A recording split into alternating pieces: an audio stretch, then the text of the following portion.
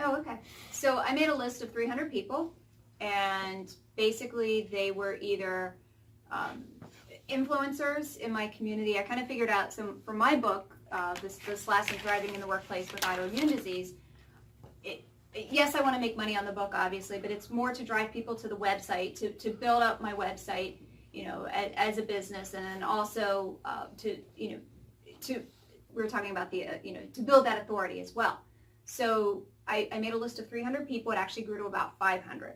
And instead of sending out a mass email to everyone, I generated about 5 different niche emails and then customized, and literally took about 2 or 3 days and sent it out individually to every single person. Now, these were associations, these were individuals that I knew. So anyone that was in that kind of autoimmune community, which is what I was targeting, right? So I'd look up not just autoimmune, but lupus and multiple sclerosis and thyroid, and anything that would fall under that. So I looked at associations, I looked at, of course, the media and the press releases, which I failed at. I still need help with that.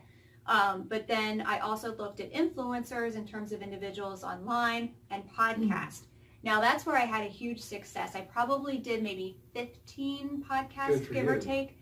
I actually still have some fatigue issues, and I had a really bad chronic sinus infection the week of the launch. And I did, I think, 10 podcasts that first week, or the first 2 weeks, with a sinus infection, in my pajamas, in my home, with a pretty scarf around my head, or around my neck, and some makeup, just so I would actually look, like a normal human being.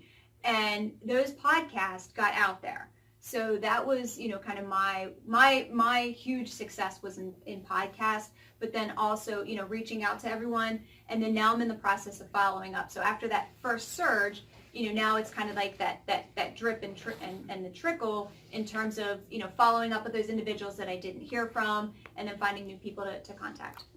Let me do a follow-up on the podcast. I think podcast might be a good separate conversation. Okay.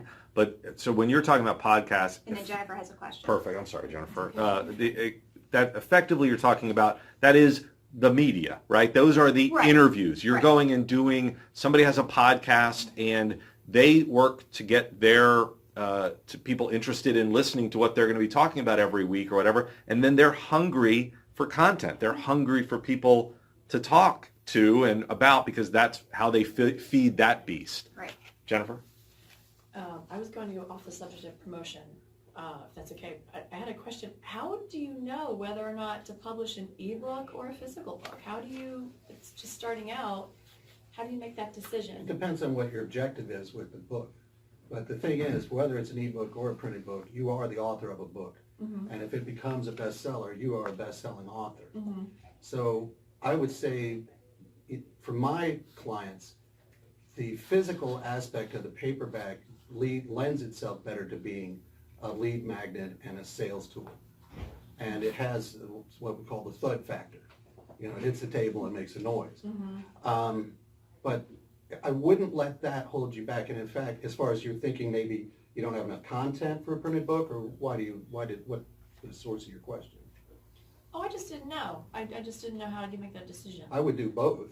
I sell twice as many Kindles, and when they say Kindle, it can be read on any device. It doesn't have to be a Kindle. Right. I've sold twice as many Kindles with my books as I have physical copies. However, I have the physical copies because I get invited to different shows and speaking and etc. And it's really nice to have that. And people just like to read books. Mm-hmm. Right. And people are in awe of you if you have written a book. I mean, a book, a television show, whatever. These are these kind of markers of expertise, mm-hmm. markers of credibility.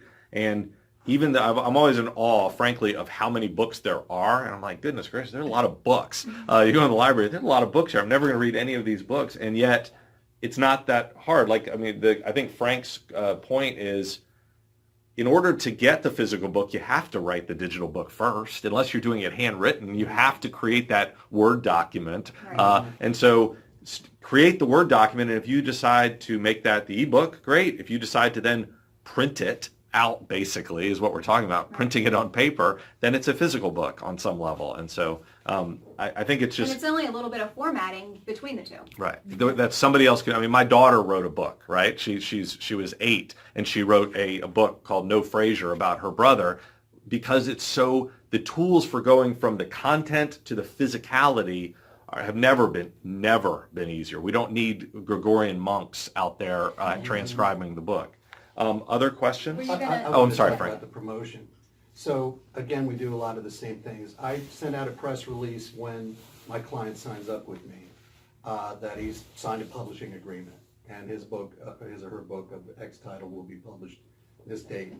And then that we get lots of social distribution with that on Facebook, and I make sure that they get tagged in it, and then they can share it with their circle, and they get lots of, oh my God, this is great. They really get excited.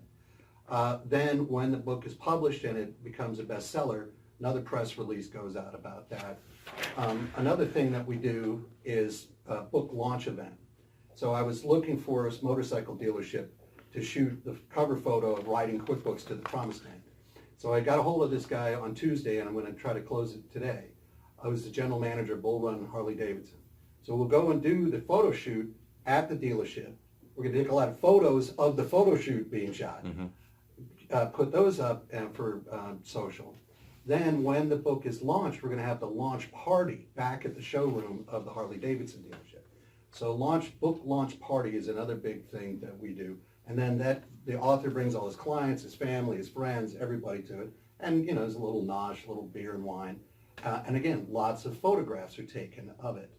I also have a very beautiful, if you will, it's like a trophy, an award that they get for being a best-selling author that then stays in their office, and I present to them at the book launch party. But the real, I'm so glad you mentioned podcasts, because I've produced a lot of podcasts for a long time. In fact, I was the creator of the official BNI podcast with Dr. Ivan Meisner. But the real opportunity for you is not to produce a podcast, but to be a guest on other people's podcasts. Because they already have the audiences of this niche market that's interested in dealing with autoimmune or whatever the topic is. So that's another thing I do, is I get my authors on podcasts as interview guests. But the real place where the rubber meets the road is when they present. And so I find venues that are in alignment with their topic. The guy who's writing the book about QuickBooks, Chambers of Commerce, Rotary Clubs, local, this is where potential clients are. And we put up a systematic way where he gets the contact information of everybody in the room. And then he offers, for example, in this case, we have something called QuickBooks checkups. He'll give you a 30-minute checkup of your QuickBooks, no charge. And this is how we get people down the Mary Lane of starting a client relationship. And that's actually my next step is I have a kind of working on my strategy and have a list of learning objectives just so I can actually give them a packet whenever I send out for my speaking engagements. I think that would be a really interesting, and you know, you do this. I don't know how much you're willing to share about your process, but I think that kind of checklist step process would be really interesting to see different people, how they approach speaking engagements, how they approach podcasts, how to get that maximum kind of bang. Just from a pure, we're running out of time here. Cost of book to order 100 books. How much is the cost of the book? Are you talking about the hard copy? Yeah, like when you need to produce, you're producing physical copies. I would count on $2 to $2.50